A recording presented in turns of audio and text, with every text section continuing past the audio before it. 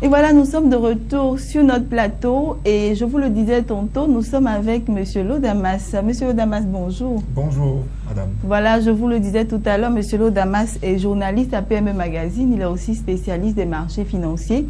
Et avec lui, nous allons nous intéresser à ce thème, organisation des salles de marché. N'est-ce pas, Monsieur Lodamas? Bien sûr. Voilà, et nous allons tout de suite commencer avec la définition.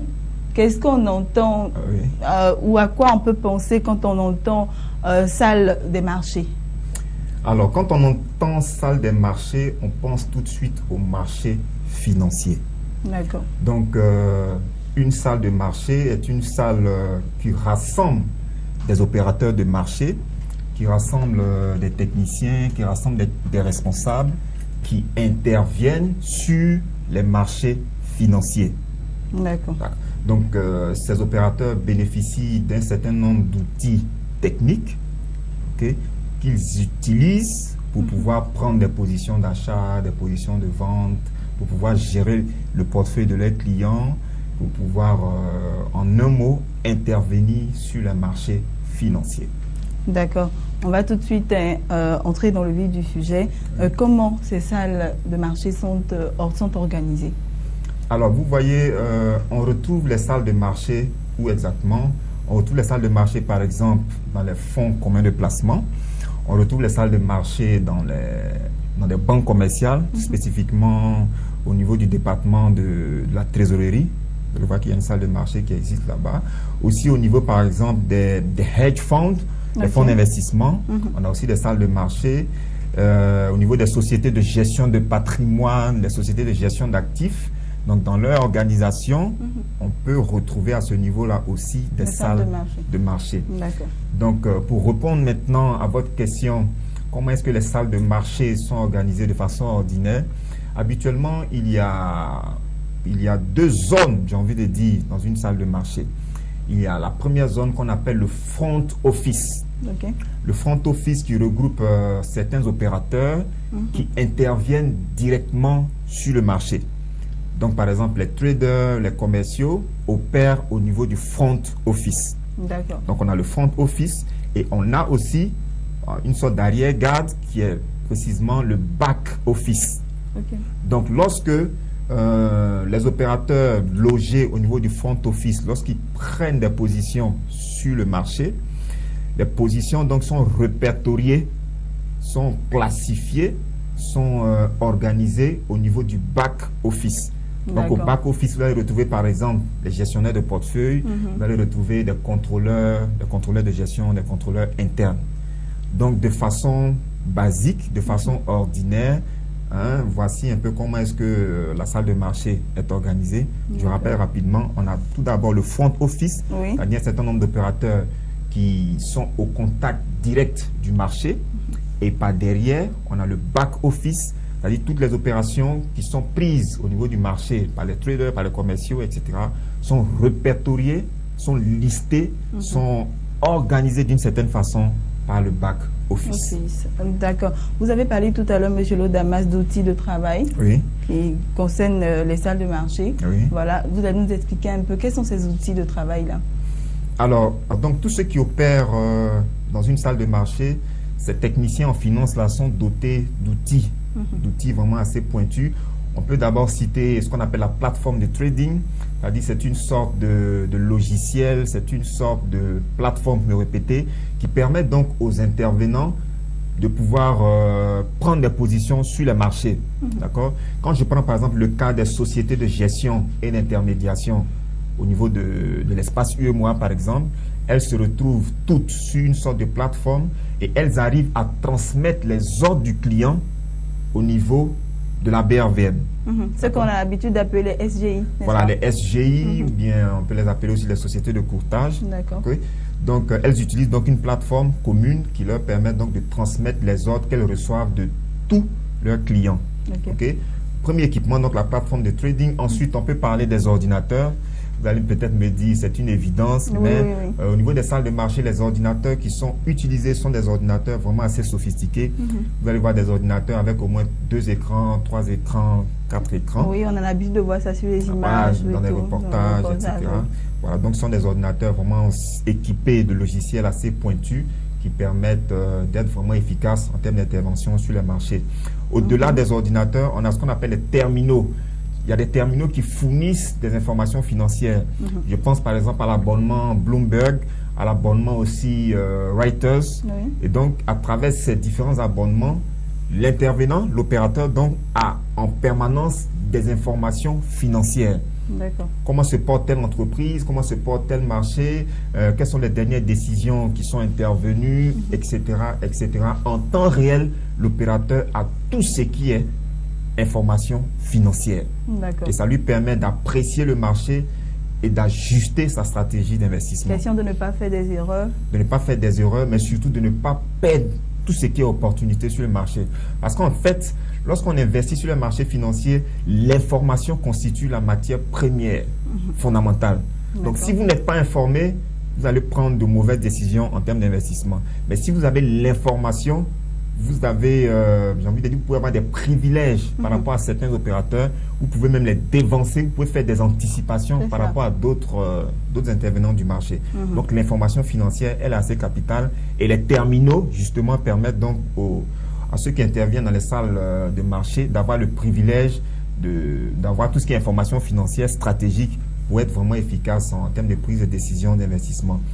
Et en dehors des terminaux, on a la connexion Internet, où il y a plusieurs sites Internet financiers qui existent. La connexion Internet également permet aux opérateurs de marché de discuter même avec leurs clients en termes d'envoi de mails, de réception de mails, etc. Et aussi, il y a le téléphone. Et donc, le téléphone permet à ces opérateurs de discuter avec leurs clients, de discuter avec leurs collaborateurs en interne, de faire le point au niveau de leur hiérarchie et donc de communiquer en interne et même à l'extérieur également avec tout ce qu'ils ont comme partenaires. Voilà. Donc, c'est un ensemble d'outils de travail dont disposent tous ces opérateurs et ces outils-là donc leur permettent de travailler efficacement, de travailler rapidement, d'avoir vraiment tout ce qui est primeur en termes d'information pour ne pas rater tout ce qui est opportunité d'investissement. D'accord, c'est bien compris, M. Lo-Damas. On retient que c'est ce qu'on peut voir dans les salles de marché. Exactement. Voilà. Ok, on va continuer, M. Lo. Et qui sont ceux qui interviennent dans les salles de marché? Vous avez parlé, moi j'ai retenu les traders. Oui, il y a non, ce ne sont pas seulement les traders. Oui, en fait, c'est ce que j'ai retenu. À chaque fois que vous revenez là-dessus, donc c'est ce que j'ai retenu. Et puis après, vous allez continuer. En fait, dans la salle de marché, les traders sont beaucoup plus en vue, en fait. Ce sont eux qui bougent, ce sont eux qui sont un peu plus chauds que les autres. Donc, quand souvent il y a les reportages, ce sont eux qu'on voit vraiment en action. Et tout le temps, le téléphone, il crie, il hurle, il se lève, il est assez excité devant ses écrans. Donc, ce sont les opérateurs les plus en vue. D'accord. Donc, mais sinon, en dehors des traders, il y a par exemple les analystes financiers, il y a les gestionnaires de portefeuille, il y a les contrôleurs internes. Donc, tout cela également interviennent au niveau de la salle de marché. D'accord, vous allez nous définir un peu leur rôle. D'accord. Voilà.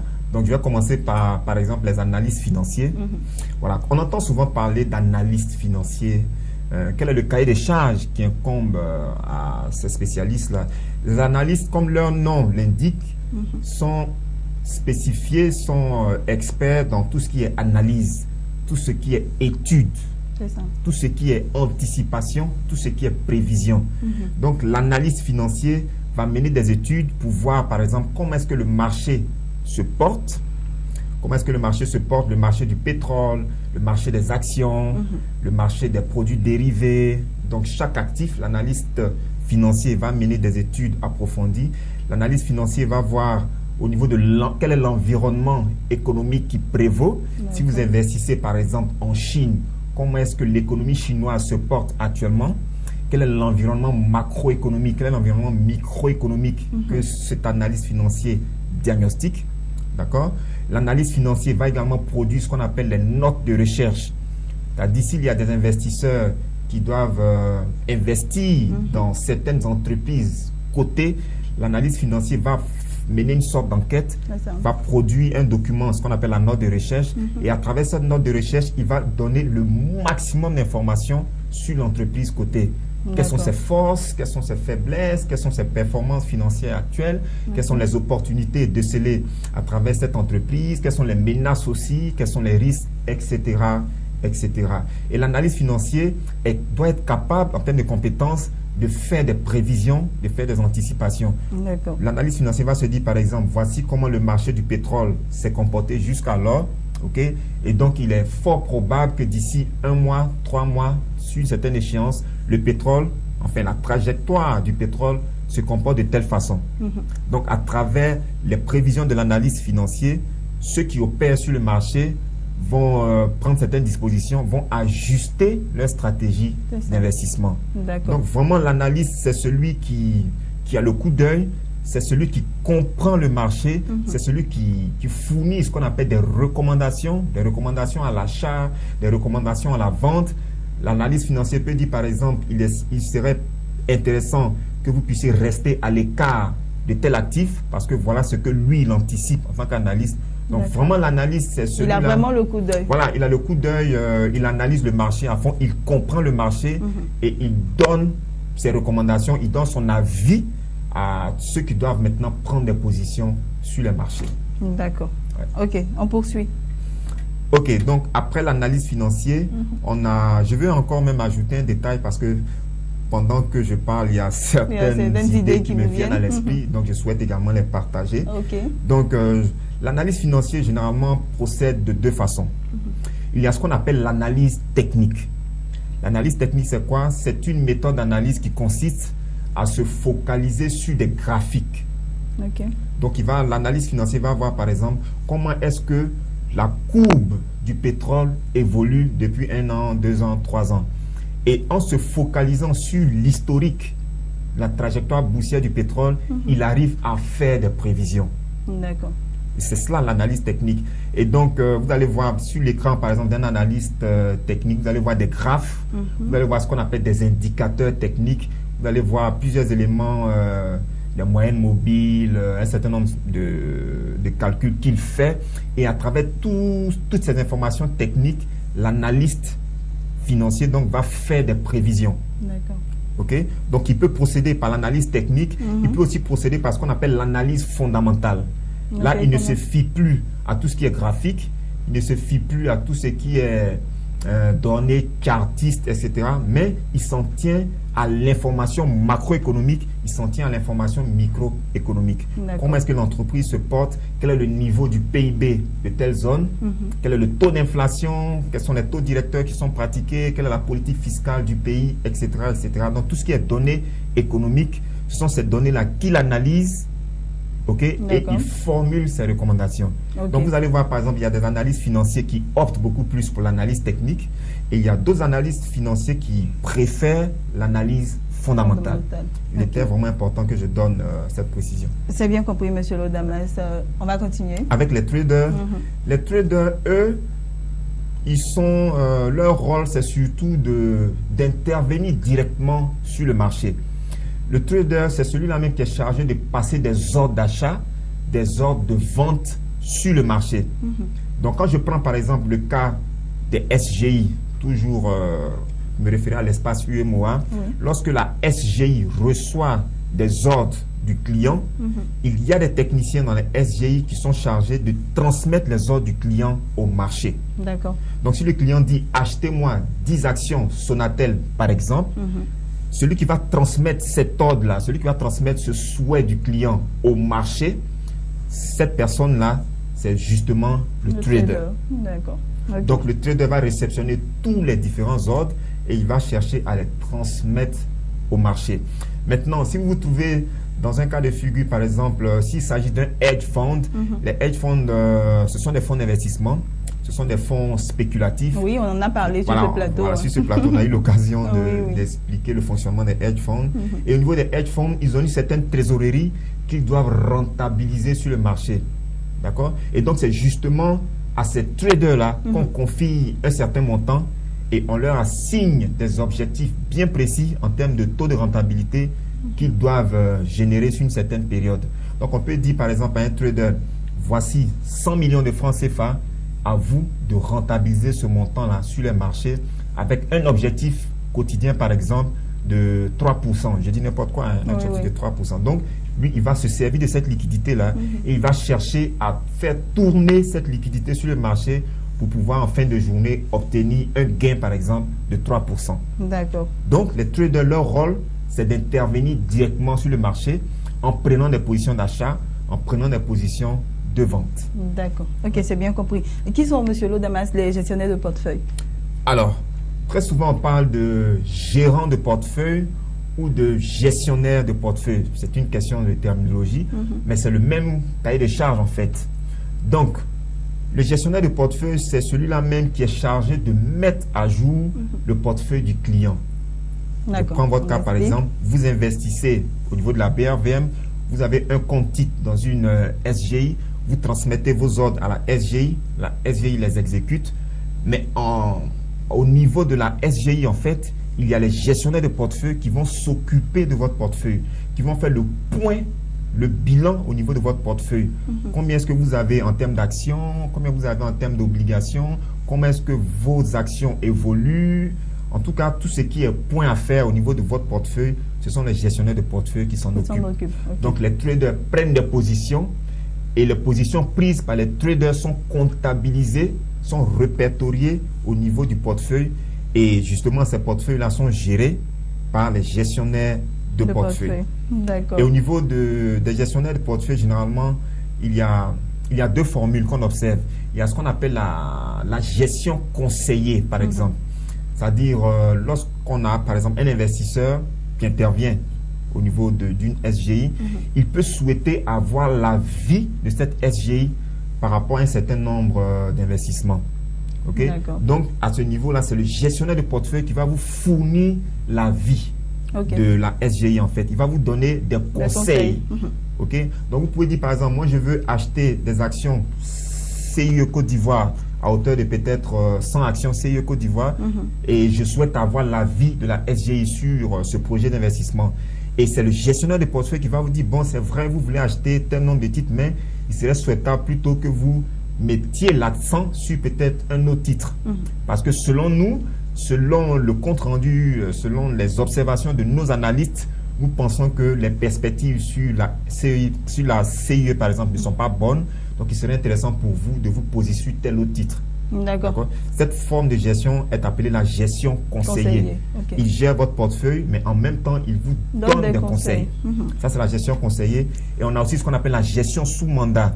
La gestion sous mandat concerne beaucoup plus les clients qui n'ont pas d'expérience, qui ne maîtrisent pas le marché de la bourse, et donc qui confient leur argent à la SGI, par exemple. Et au niveau de la SGI, c'est le gestionnaire de portefeuille qui est chargé donc de faire tourner, de faire fructifier cet argent-là sur le marché. Donc, le gestionnaire de portefeuille va réfléchir à une stratégie, et va transmettre, lui, ses ordres au trader qui va les exécuter sur le marché. Mais en termes de conception de la stratégie, c'est le gestionnaire de portefeuille qui gère votre portefeuille à travers la formule de gestion sous mandat, qui va concevoir une stratégie d'investissement et qui va transmettre des consignes au trader qui va exécuter cette stratégie sur le marché. Donc, voici un peu le rôle des gestionnaires de portefeuille. Ok. Et les contrôleurs internes? Alors, donc, les contrôleurs internes, eux, leur rôle, c'est de, évidemment, comme leur nom l'indique, ils assurent une fonction de contrôle, une fonction de veille, une fonction de vérification des différentes opérations qui sont prises par le trader, les différentes opérations aussi qui sont menées par le gestionnaire de portefeuille. Donc, les contrôleurs internes vont voir, par exemple, est-ce que le trader n'a pas dépassé sa limite? Quand on prend le cas, par exemple, d'un hedge fund, si on lui a donné l'autorisation d'investir 100 millions de francs CFA par jour, est-ce qu'il n'est pas allé au-delà de cette possibilité? Donc, tout ce qui est procédure d'investissement, procédure de passation d'ordre, les contrôleurs internes vont vérifier cela. Tout ce qui est respect des normes, respect des procédures, respect des taux en termes d'objectifs, en tout cas, tout ce qui est respect de procédures, etc., c'est le contrôleur en interne qui va vérifier cela. Est-ce que le trader qui a transmis, est-ce que le client qui a transmis son ordre à la SGI, est-ce qu'il a correctement rempli son formulaire? C'est le contrôleur en interne qui va vérifier cela. Est-ce que les ordres qui ont été transmis au marché par le trader, est-ce que ces ordres-là correspondent aux ordres qui ont été formulés par le client? C'est le contrôleur en interne qui va vérifier tout cela. Donc, tout ce qui est suivi, contrôle des différentes positions qui sont prises sur le marché, le contrôleur en interne vérifie du contrôleur tous ces aspects-là. D'accord. Voilà. Ok, c'est bien compris, monsieur Lo. Et on va terminer sur un dernier point, le morning meeting. Qu'est-ce que c'est? Oui, le morning meeting, en fait, c'est une réunion classique qui se tient en début de journée avant que les activités ne démarrent réellement au niveau de la salle de marché. Donc, généralement, au niveau du morning meeting, qu'est-ce qui se passe? On laisse la place aux analystes financiers. Les analystes financiers viennent et expliquent un peu l'état du marché. Ils communiquent tout ce qui est prévision, tout ce qui est anticipation du marché. Donc, ils font toute une description. Et à la suite de la présentation des analystes financiers, il y a un débat en interne qui intervient. Et donc, tout le monde s'accorde sur la stratégie à appliquer au cours de la journée. Et dès que cette stratégie est validée, chacun regagne son poste et la journée de travail commence au niveau de la salle de marché. C'est une mise au point, on peut dire. Voilà, c'est une mise au point, c'est une réunion formelle qui a lieu. Mais c'est une réunion vraiment importante parce qu'elle permet à chacun d'échanger, de partager les informations du marché. Elle permet à chacun d'être au même niveau d'information. Ça permet à chacun d'être efficace. Justement. Tout au long de la journée. Exactement, à chacun d'être efficace. Chacun sait ce qu'il a à faire. Chacun sait ce qu'on attend de lui. Chacun a la vie de l'autre en ce qui concerne la lecture du marché. Et on met toutes ces compétences-là, toutes ces informations-là ensemble pour permettre à l'équipe qui intervient au niveau de la salle de marché d'être vraiment forte, d'être compétente pour que justement les objectifs soient atteints et que tout ce qui est client et tout ce qui est engagement vis-à-vis des partenaires, que tout cela soit vraiment correctement rempli. Voilà, merci monsieur Lo Damas, c'est ici que nous allons terminer. Mais avant de partir, une petite conclusion, qu'est-ce qu'on doit retenir? Alors, il faut retenir que les salles de marché n'ont pas une organisation figée, elles n'ont pas une organisation classique, que ce soit une SGI, que ce soit un fonds d'investissement, que ce soit une banque d'affaires, que ce soit un fonds commun de placement, chacun a sa façon d'organiser sa salle de marché. L'exercice d'aujourd'hui consistait juste à présenter les postes phares, expliquer, à voir un peu comment est-ce que ça fonctionne à l'intérieur. Mais en fonction de la dimension des activités de l'entité, vous allez voir par exemple, dans certaines salles de marché, vous allez entendre parler d'analystes quantitatifs, vous allez entendre parler de stratégistes, d'économistes, etc. Mais toujours est-il qu'il y a des personnes qui évoluent au niveau du front office, c'est-à-dire qui interviennent au niveau du marché. Il y a une catégorie aussi de personnes qui interviennent au niveau du back office. Et il y a d'autres personnes qui sont à côté, les analystes, etc., qui donnent leur avis et qui formulent des recommandations pour permettre aux traders d'intervenir sur les différents marchés. Donc, il n'y a pas d'organisation statique. L'organisation est vraiment dynamique, elle n'est pas figée, elle est adaptée aux activités de l'entité, elle est adaptée donc à la nature des activités menées par le fonds d'investissement, par la banque, etc. D'accord. Voilà. Vraiment, merci, monsieur Lo Damas. Ce fut un plaisir de vous recevoir sur notre plateau pour parler un peu de ce thème-là. Et je pense que nos téléspectateurs ont compris, nos téléspectateurs qui s'intéressent au marché financier ont compris quelque chose et que cela leur servira. Voilà, chers téléspectateurs, c'est ici que nous allons terminer cette émission. Merci de nous avoir suivis et je vous donne rendez-vous très bientôt sur la même chaîne.